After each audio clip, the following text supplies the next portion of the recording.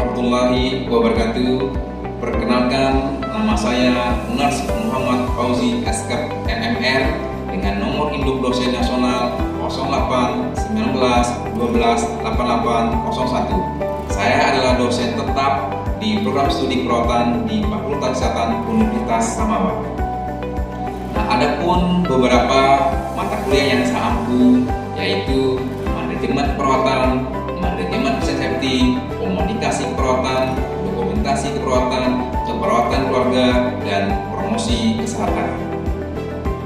Nah, pada kesempatan ini saya akan menjelaskan pembelajaran salah satu mata kuliah yang saya ampu yaitu mata kuliah manajemen keperawatan. Jadi mata kuliah manajemen keperawatan ini ada di semester 4 dengan bobot 2 SKS. Adapun deskripsi dari mata kuliah manajemen keperawatan ini, jadi mata kuliah ini diharapkan mahasiswa mampu melakukan manajemen asuhan keperawatan yang berkualitas dalam memberikan pelayanan keperawatan kepada pasien di lahan praktik. Nah, adapun capaian dari pembelajaran mata kuliah atau CPMK mata kuliah manajemen keperawatan ini, yang pertama, mahasiswa mampu memahami konsep dasar komunikasi dan komunikasi terapeutik dalam keperawatan. Yang kedua, mahasiswa mampu membuat perencanaan dan pengorganisasian dalam keperawatan. Yang ketiga, mahasiswa mampu melakukan pengarahan dan pengendalian dalam manajemen keperawatan. Yang keempat, mahasiswa mampu melakukan praktik membuat perencanaan keperawatan. Yang kelima, mahasiswa mampu menerapkan praktik manajemen asuhan keperawatan. Dan yang terakhir, mahasiswa mampu melakukan praktik pelayanan profesional di ruang model atau MPKP. Nah, adapun sub CPMK atau mata kuliah manajemen keperawatan ini ada 14 materi, di mana 7 materi saya sampaikan sebelum UTS dan 7 materi setelah UTS. Adapun dari sub CPMK-nya, yang pertama, mahasiswa mampu memahami konsep dasar manajemen dan kepemimpinan dalam keperawatan. Yang kedua, mahasiswa mampu membuat perencanaan dalam manajemen keperawatan. Yang ketiga, mahasiswa mampu melakukan pengorganisasian dalam manajemen keperawatan. Yang keempat, mahasiswa mampu melakukan pengarahan dalam manajemen keperawatan. Yang kelima, mahasiswa mampu melakukan praktik membuat rencana harian. Yang keenam, mahasiswa mampu membuat rencana bulanan tahunan. Yang ketujuh, mahasiswa mampu merencanakan kebutuhan tenaga perawatan. Yang kedelapan, mahasiswa mampu melakukan praktik pengkajian. Yang kesembilan, mahasiswa mampu merumuskan diagnosa keperawatan. Yang kesepuluh, mahasiswa mampu membuat rencana tindakan. Yang kesebelas, mahasiswa mampu melakukan tindakan keperawatan atau implementasi. Yang kedua belas, mahasiswa mampu melakukan evaluasi. Yang ke-13, mahasiswa mampu menerapkan metode pemberian asuhan keperawatan. Dan yang terakhir atau yang ke-14, yaitu mahasiswa mampu melakukan tahapan kegiatan perawatan di ruang model praktik keperawatan profesional atau MPKP. Nah, saya meminta juga kepada mahasiswa untuk menggunakan referensi terbaru, dan juga saya sarankan juga kepada mahasiswa untuk sering-sering membaca artikel atau jurnal yang terkait dengan manajemen keperawatan. Nah, selanjutnya interaksi yang saya gunakan yaitu dengan tatap muka di ruang kelas dengan menggunakan metode ceramah dan diskusi. Nah, adapun sistem penilaian pada mata kuliah manajemen keperawatan ini yaitu absensi itu 5%, tugas individu itu 10%, keaktifan selama proses pembelajaran itu 10%, kuis itu 15%, UTS ada 25% dan UAS 35%. Jadi dari jumlah skor yang dicapai mahasiswa akan dikonversikan pada huruf A, B, C, D, dan E. Nah, selanjutnya saya akan menampilkan video mengajar saya di ruang kelas pada mata kuliah manajemen keperawatan pada pertemuan yang ke-7 mengenai merencanakan kebutuhan tenaga perawatan. Demikianlah penjelasan mata kuliah manajemen keperawatan. Bismillahirrahmanirrahim. Assalamualaikum warahmatullahi wabarakatuh. Waalaikumsalam warahmatullahi wabarakatuh. Ya, jadi pada pagi hari ini kita akan masuk pada materi yang ke-7 mengenai merencanakan kebutuhan tenaga perawatan ya. Tapi sebelum saya mulai materi ini, terlebih dahulu saya akan mengabsen dulu ya. Iya, Pak.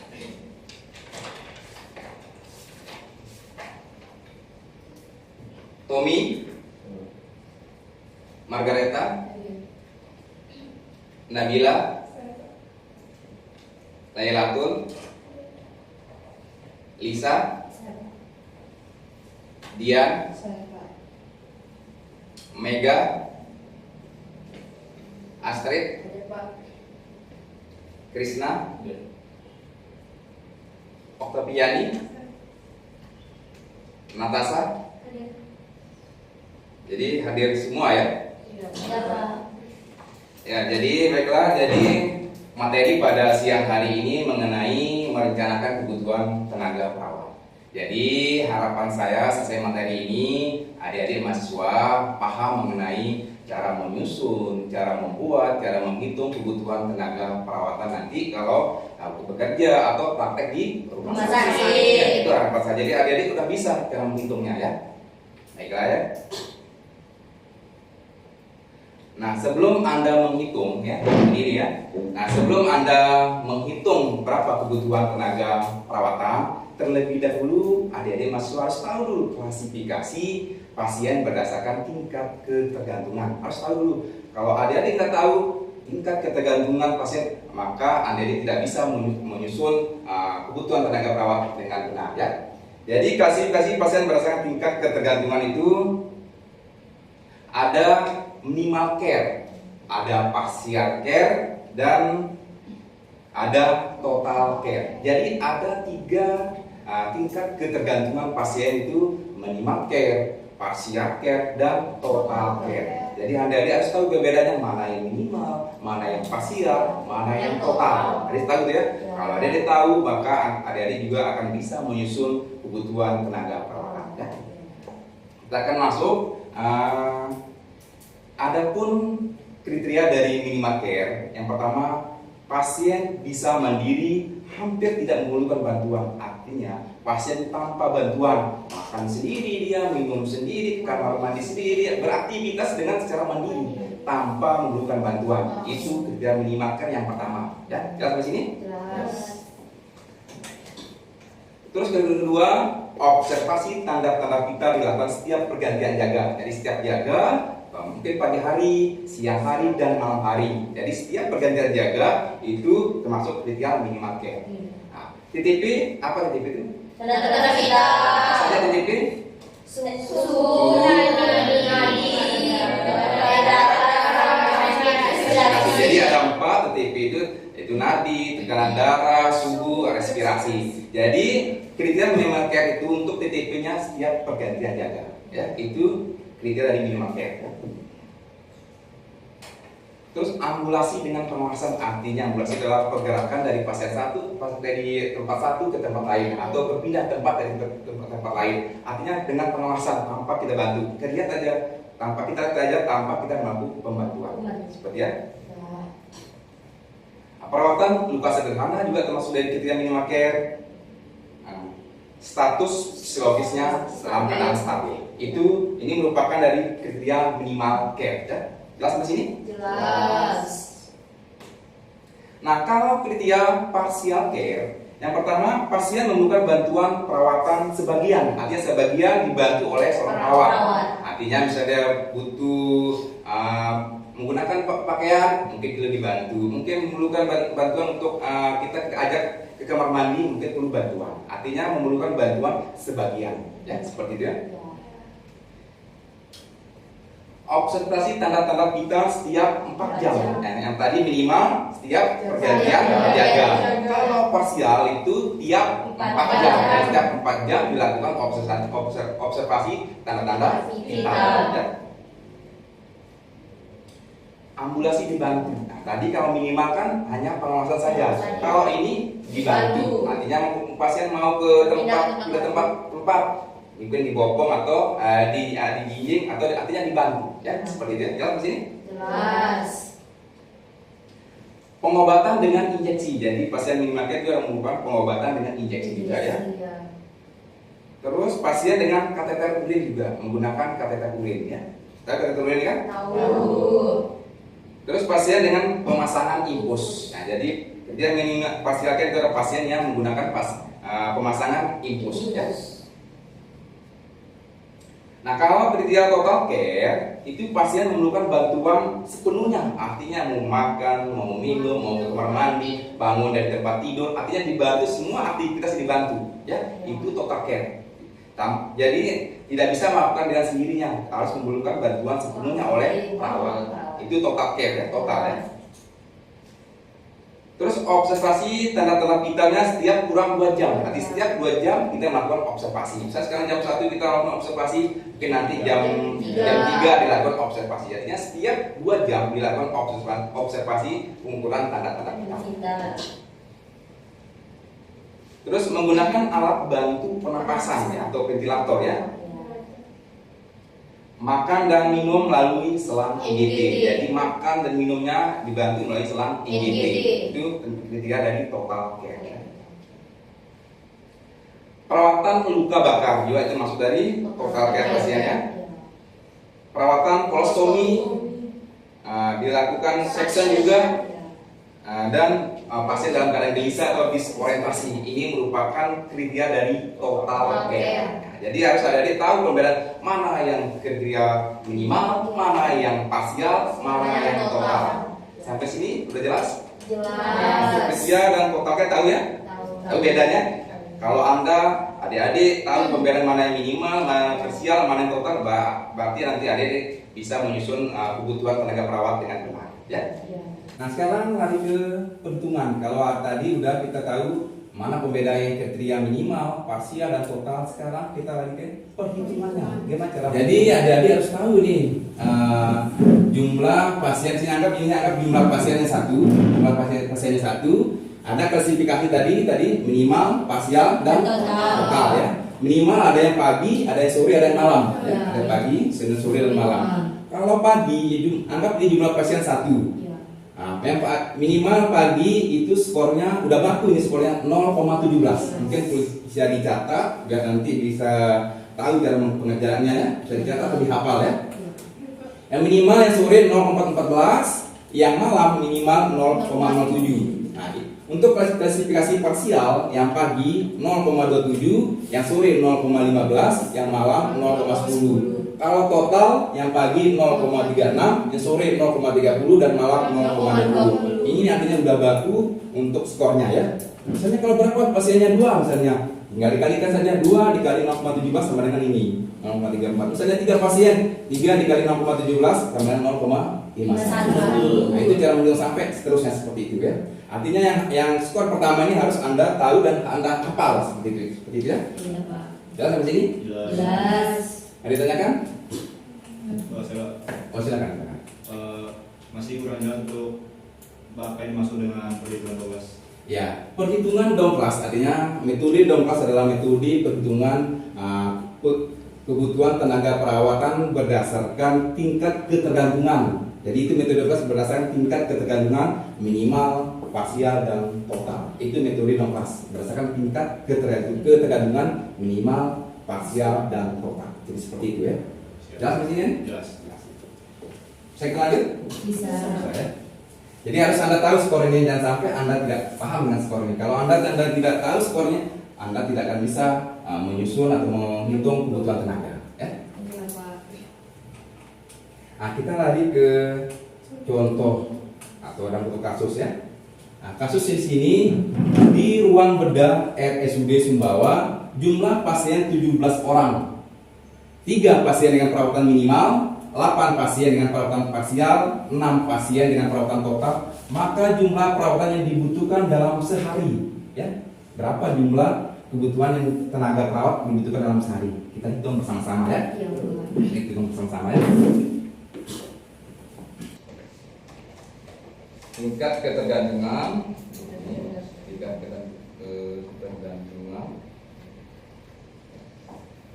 jumlah pasien ya, jumlah pasien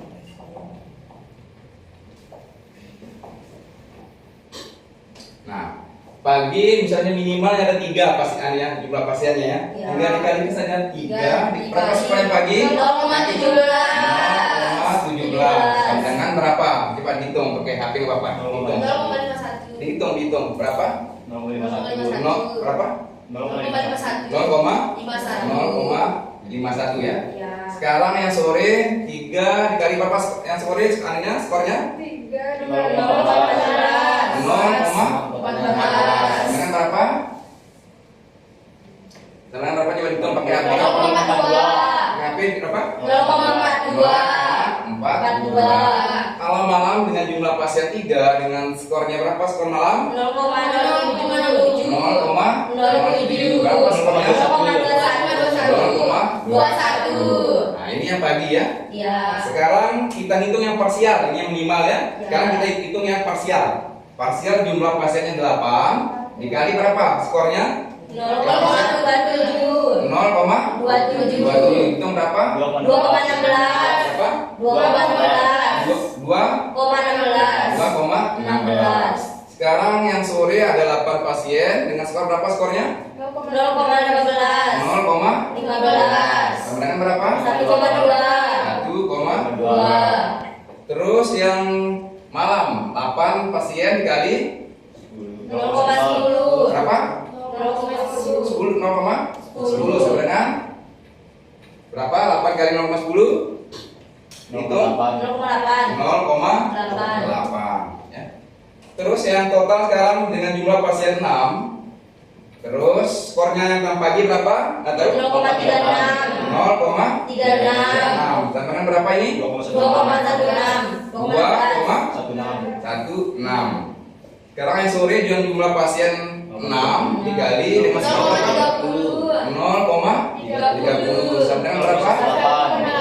1,8. Sekarang juga yang total yang malam dengan jumlah pasien 6 dikali 0,20. 0,20 sama dengan 1,2. Nah, ini kira-kira dapat hasilnya. Sekarang kita hitung sekarang yang pagi berapa susunan berapa gimana?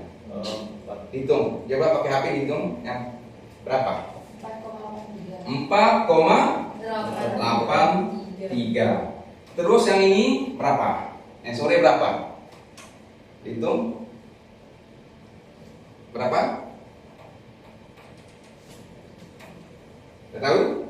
3,42. Terus yang malam berapa? Udah dapat hasilnya? 2,21. Ini kalau yang pagi 4,83, 342, 2,221. Jadi pertanyaannya apa pertanyaan? Jumlah perawat yang dibutuhkan dalam sehari. Kalau sehari, berarti ini digabung 4,83 ditambah 3,42 ditambah 2,21 sama dengan berapa? Berapa totalnya? Ada yang dapat? Ya? 10,46. 10,46 dibulatkan menjadi 10 ya. Jadi kebutuhan tenaga perawatnya ada 10 dengan jumlah pasien 17 dengan kriteria minimal 3, parsial 8, total 6. Jadi kebutuhan tenaga perawatnya kita 10 orang. Jelas sampai sini? Jelas. Ada yang tanyakan? Oh, silakan ya. Kalau menentukan jumlah kebutuhan tenaga kebutuhan per shift itu bagaimana? Ya. Kalau per shift misalnya shift pagi, shift siang, shift malam. Ini kan pertanyaan kan jumlah perawatan yang dibutuhkan dalam sehari. Jadi sehari itu artinya pagi, sore, malam kan. Nah, tinggal begini aja. Kalau dimintakan pertanyaan atau dalam bentuk soal atau nanti diminta yang pagi aja dihitung, cukup yang ini aja. 4,83 dibulatkan menjadi 5 kan? Dibulatkan menjadi 5. Jadi ada 5 pasien yang dibutuhkan untuk yang pagi. Kalau diminta yang sore 3,42 dibulatkan menjadi 3 kan? Jadi ada 3 pasien yang dibutuhkan. Kalau mintanya malam 2,21 dibulatkan menjadi 2. Nanti kalau malam ada 2 perawat. Jadi kalau di total di sini ini 5, ini 3, ini 2, ini 10. Jadi benar ya. Jadi ada kalau diminta dalam sehari berarti ada 10 pasien. 10 perawat. 10 perawat. Jadi kalau minta berapa perawat yang dibutuhkan dalam pagi aja dengan minimal 3, parsial 8, total 6 dengan jumlah 17, berarti ada 5 tenaga perawat ya. Kalau yang sore ada 3 perawat, malam ada 2 perawat. Minta sesuai dengan pertanyaan itu diminta 10 diminta sehari, berarti ada 10 tenaga perawatan ya. Tenaga perawat ya. Jelas sampai sini? Jelas. Kalau sudah jelas sampai sini? Jelas. Jadi adik-adik harus tahu kriteria tadi minimal, parsial dan total. Dengan Anda tahu, Anda bisa menyusun kebutuhan tenaga ya. Iya. Kalau udah tahu, siapin ini kriteria pilihannya. Iya, Pak. Ini benar ya, 10 ya. Iya. Silakan Anda sekarang siapin satu kertas, catat ya, tulis jawab. Nanti dikumpulkan, ini akan bisa jadikan nilai untuk materi pada pagi hari ini ya. Silakan dicatat ya. Silakan dicatat, nanti dikumpulin. Saya kasih waktu sekitar 10 menit ya. Silakan.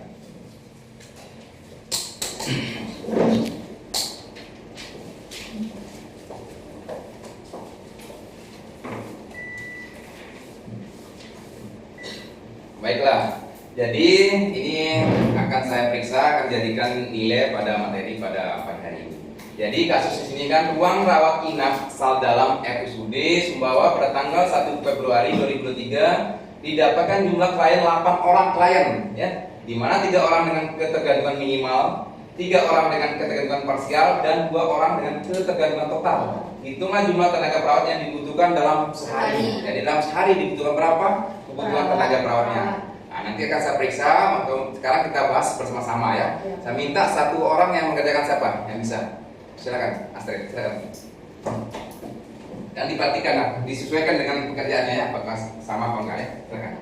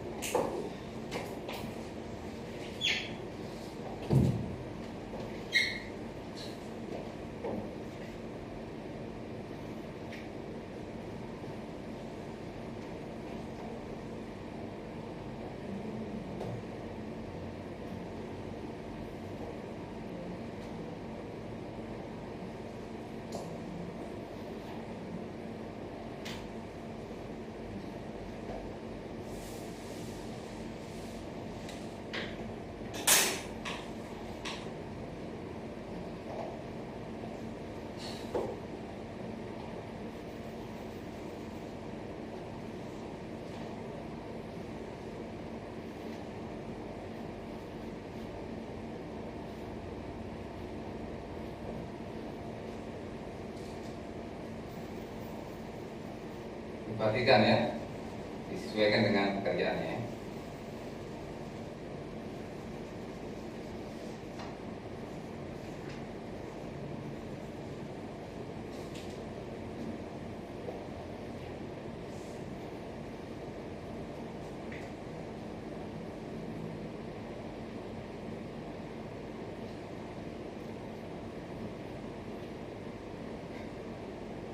Tadi udah dikerjakan sama Astrid tadi ya. Nah, ini pengerjaan apakah semuanya sama apa kayaknya? Sama. Pengerjaan sama? Sama, nanti saya periksa ya. Iya. Nah, jadi pengerjaan seperti ini ya. Jadi sesuai dengan soal minimal 3, parsial 3, total 2, jumlahnya 8. Ini hasilnya. Ini hasil udah dikerjakan sama Astrid tadi ya teman-temannya. Kalau yang pagi berapa kebutuhan tenaga perawatnya? Ada 2. Kalau sore ada 1. Kalau malam ada 1. Digabungkan ketiga ini jadi 4 orang perawat. Pada pagi hari dibutuhkan 2 tenaga perawat dengan jumlah pasien 8 dengan kriteria minimal 3, parsial 3 dan total 2. Terus yang sore berapa? Dibutuhkan 1 perawat. Kalau malam dibutuhkan 1 perawat dengan jumlah pasien 8 dengan kriteria ininya. Jelas sampai sini? Jelas. Sampai sini ada yang ditanyakan? Cukup? Cukup? Cukup. Nah, kalau cukup, Nah, ini ada tugas dikerjakan di rumah, silakan ditulis, nanti akan dikumpulkan besok, paling telat jam 10 di atas meja saya ya. Silakan dikerjakan. Jadi saya bacakan saja tugasnya. Di ruang bedah RSUD Asipa Sumbawa Barat dirawat 50 orang pasien dengan kategori sebagai berikut: 25 pasien dengan perawatan minimal, 15 pasien dengan perawatan parsial, dan 10 pasien dengan perawatan total. Hitunglah kebutuhan tenaga perawat yang dibutuhkan dalam sehari di ruang bedah RSUD Asipa Sumbawa Barat. Jadi dibutuhkan dalam sehari. Sama seperti ini. Anunya dia penyusunannya. Iya, Pak. Ini silakan catat, nanti dikerjakan ya. Besok dikumpulin ya. Iya. Ya. Jadi tadi kan udah saya sampaikan tadi materinya tadi, tapi sekarang saya ingin mereview kembali. Nah, dari apa yang saya sampaikan, apakah adik-adik mahasiswa mengerti atau tidak? Ya. Nah, saya ingin mereview tadi mengenai kategori tingkat ketergantungan minimal, parsial, dan total. Nah, yang minimal ada yang tahu apa saja kriteria minimal? Saya. Silakan, Margareta. Jadi yang termasuk dalam kriteria perawatan minimal Apa saja? pertama ada pasien bisa mandiri, Pasien bisa mandiri. pasien mampu melakukan aktivitasnya sendiri. Yang kedua, observasi tenaga vital yang dilakukan secara bergantian jaga. Yang ketiga, ada ambulasi dengan pengawasan. Yang keempat, ada perawatan luka sederhana. Yang kelima, ada status psikologi yang stabil. Benar apa enggak yang berikan Margareta? Benar. Nah, itu yang kriteria minimal. Jadi Anda harus tahu ya kriteria minimal seperti apa. Sekarang yang parsial itu seperti apa? Coba ada yang tahu? Siapa? Oh, silakan. Yang parsial seperti apa parsial? Parsial itu ada 6. Yang pertama itu pasien memerlukan bantuan perawat sebagian. Terus yang selanjutnya itu observasi tanda-tanda vital setiap 4 jam. Yang ketiga itu ambulasinya dibantu. Yang keempat itu pengobatan dengan injeksi. Yang kelima itu pasien dengan kateter kulit. Yang terakhir itu pasien dengan pemasangan infus. Benar apa enggak? Benar. Nah, itu kriteria parsial care. Sekarang kriteria total care. Ada yang tahu apa enggak ini? Sekarang Krisna. Untuk kriteria total care ada pertama ada pasien memerlukan bantuan perawat sepenuhnya, observasi di titik kurang dari setiap 2 jam, menggunakan alat bantu pernapasan atau ventilator, makan dan minum melalui selang GT, perawatan luka bakar, perawatan kolostomi, dilakukan suction, dan juga pasien merasa gelisah atau disorientasi. Benar yang dikatakan Krisna ya? Benar. Ya, itu. Jadi Anda harus tahu mana yang kriteria minimal, parsial, dan total. Dan juga yang penting juga Anda tahu skor-skor ini. Skor yang pagi, yang sore, yang malam harus tahu. Ya, yang kategori pagi berapa skornya? Yang malam berapa kategori? Yang siang berapa? Jadi harus Anda tahu ya. Kalau Anda nggak tahu skor, nggak bisa Anda menyusun kebutuhan tenaga ya. Seperti itu ya. Jelas ya? Jelas. Itu kan ini. Setelah ini ada yang ingin ditanyakan kembali sebelum saya akhiri? Go? Tidak ada. Tidak ada.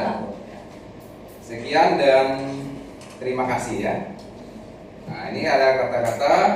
Jadi Anda tidak harus hebat untuk memulai, tapi Anda harus mulai untuk menjadi orang hebat. Setuju? Setuju. Kalau tidak ada yang didiskusikan, bisa kita akhiri. Bisa. Ya, mungkin itu saja yang bisa saya sampaikan. Lebih kurangnya saya mohon maaf. Sekian dan terima kasih. Assalamualaikum warahmatullahi wabarakatuh. Waalaikumsalam warahmatullahi wabarakatuh.